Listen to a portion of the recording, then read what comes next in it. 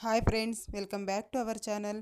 ఈరోజు కొన్ని మంచి యూస్ఫుల్ టిప్స్ చూద్దామండి. వీడియో ఎక్కడ స్కిప్ చేయకుండా చూడండి. వీడియో కనుక నచ్చినట్లయితే ప్లీజ్ అండి ఒక లైక్ చేయడం మాత్రం మర్చిపోకండి ఫ్రెండ్స్. ఫస్ట్ టిప్ అండి, చూడండి. బ్లౌజులు ఉతకడానికి అనేసి వాషింగ్ మిషన్లో వేస్తూ ఉంటాం కదండి. అలాంటప్పుడు ఈ ఉక్సులు వెళ్ళి డ్రమ్కి ఇరుక్కుంటాయండి. అలా కాకుండా ఉండాలంటే చూడండి, ఇలా నీట్గా ఇలా ఫోల్డ్ చేసేయాలండి.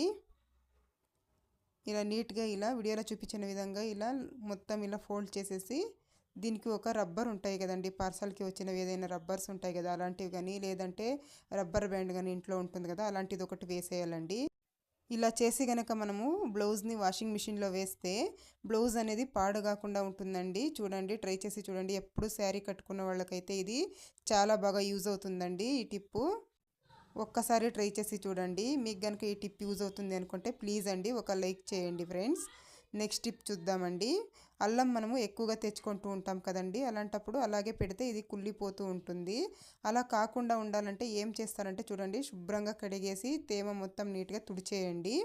తుడిచిన తర్వాత చూడండి, ఇంట్లో న్యూస్ పేపర్స్ అయితే ఉంటాయి కదండి, అది తీసేసుకోండి. అందులోకి ఈ అల్లం మొత్తం పెట్టేసి నీట్గా చుట్టేయాలండి.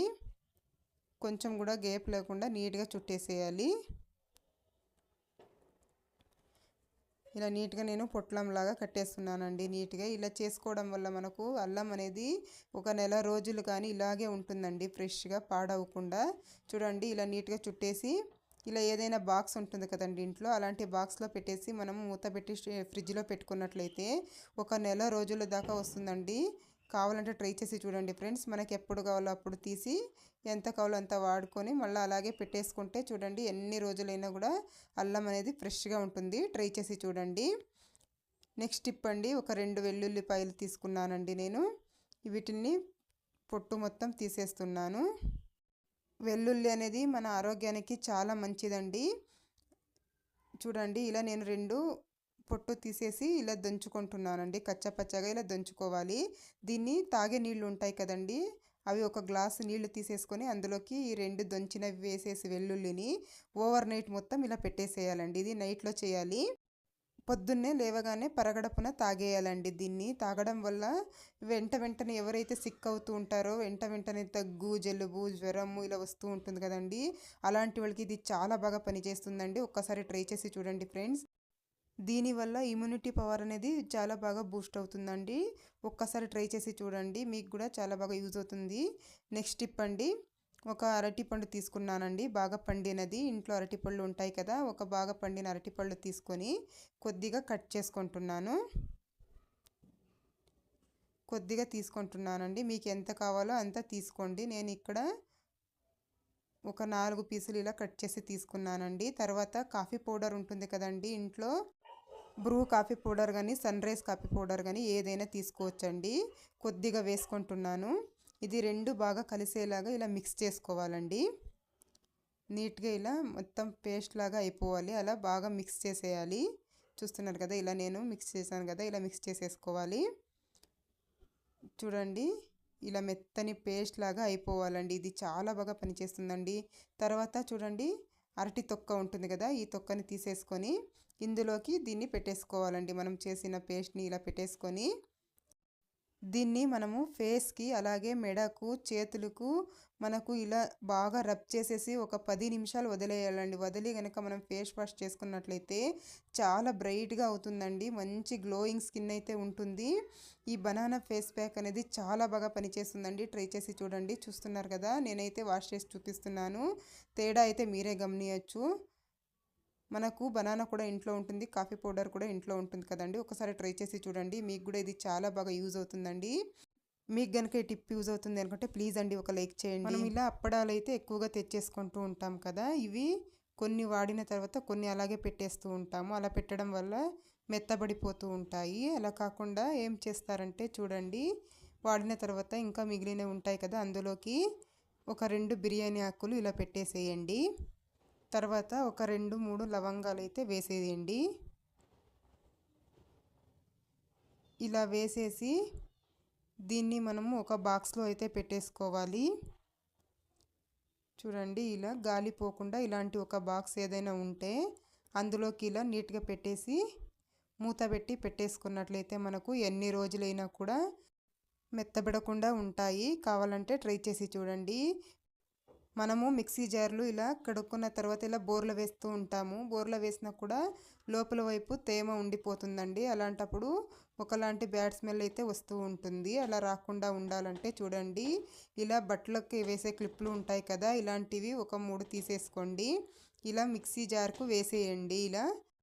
ఇలా క్లిప్లు వేసిన తర్వాత ఇలా బోర్లో వేస్తే చూడండి, గ్యాప్ ఉండడం వల్ల తొందరగా డ్రై అయిపోతుందండి తేమ మొత్తము. అలా అప్పుడు స్మెల్ రాకుండా ఉంటుంది. ట్రై చేసి చూడండి, ఇది చాలా బాగా వర్క్ అవుతుందండి. కొద్దిగా పచ్చిపాలు తీసేసుకోండి. అందులోకి కాటన్ తీసుకొని కాస్త ఇలా ముంచుకొని చూడండి, గోర్లు ఉంటాయి కదా మనకు చేతుల్లో, అక్కడ నల్లబడిపోయి ఉంటుంది. గోర్లు ఒక్కొక్కసారి పుచ్చిపోయినట్లు అవుతుంది కదండి. అలా కాకుండా ఉండాలంటే ఇలా కాస్త పచ్చిపాలను ఇలా బాగా మర్దన చేయాలండి. ఇలా రోజు ఇలా చేసుకోవడం వల్ల గోర్లు అనేవి మెరుస్తూ ఉంటాయి, పుచ్చిపోకుండా ఉంటాయి. ట్రై చేసి చూడండి. వాష్ చేసి చూపిస్తున్నాను, చాలా అందంగా ఉంటాయండి. నేను ఇక్కడ 1 ఇంచు అల్లం అయితే తీసుకున్నాను. దీన్ని ఇలా తురుముకుంటున్నాను. సన్నగా ఇలా తురుముకోవాలి. నేను మొత్తం ఇలా తురిమి తీసుకున్నాను. తర్వాత దీన్ని పక్కన పెట్టేసేయండి. తేనె ఉంటుంది కదా ఇంట్లో, ఏదైనా పర్లేదు. తేనె ఒక 1/2 స్పూన్ తీసుకోండి. ఒక 1/2 స్పూన్ తేనె తీసేసుకొని ఈ అల్లంలో రసం పిండుకోవాలండి తేనెలోకి. ఇలా రసం మొత్తం ఇలా పిండేసేయాలి. దీన్ని పడేసేయండి, ఇదేం అవసరం లేదు మనకు. ఇవి 2 కలిసేలాగా బాగా మిక్స్ చేసుకోవాలి. ఇలా మిక్స్ చేసేసి ఎవరికైతే దగ్గు జలుబు ఎక్కువగా ఉంటుందో అలాంటి వాళ్ళు రోజుకొకసారి ఇలా తీసుకుంటూ ఉంటే ఒక 4-5 రోజుల్లోనే దగ్గు జలుబు అనేది తొందరగా నయమైపోతుందండి. ట్రై చేసి చూడండి. ఇది కూడా ఇంట్లో పచ్చి కొబ్బరి ఎక్కువగా ఉన్నప్పుడు ఇలా చేసి చూడండి.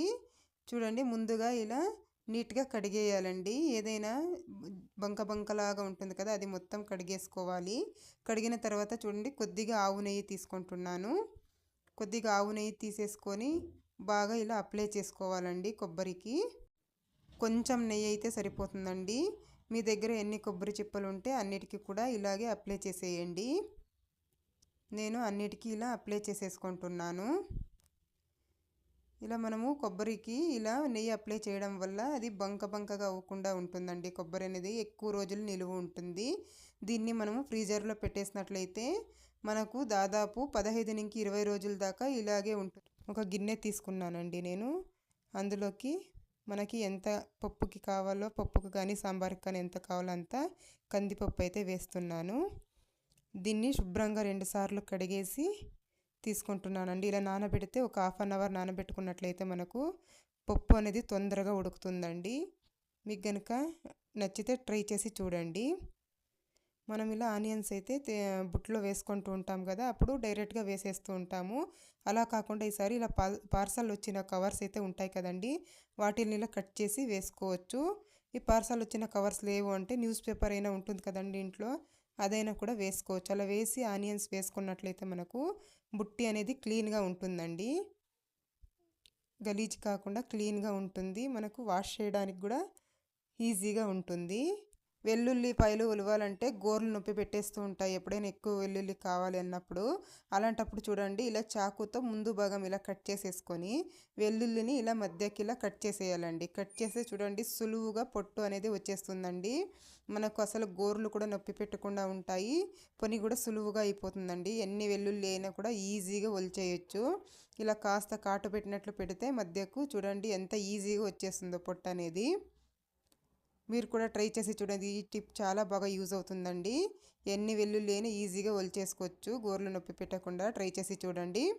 నెక్స్ట్ టిప్ అండి, కందిపప్పు ఎక్కువగా తెచ్చేస్తూ ఉంటాము. 1 కేజీ 2 కేజీలు ఇలా తెచ్చి పెట్టుకుంటూ ఉంటాం కదా, అలాంటప్పుడు 1 స్పూను పసుపు ఉంటుంది కదా ఇంట్లో, వేసేసి బాగా కలిపి పెట్టేసుకున్నట్లయితే పురుగు అనేది పట్టదండి. ఎన్ని రోజులు పెట్టినా కూడా మనము పురుగు పట్టకుండా ఉంటుంది. ఇలా పసుపు వేసి కలిపేసి మూత పెట్టి పెట్టుకున్నట్లయితే ఎన్ని రోజులైనా ఫ్రెష్గా ఉంటుంది. ట్రై చేసి చూడండి.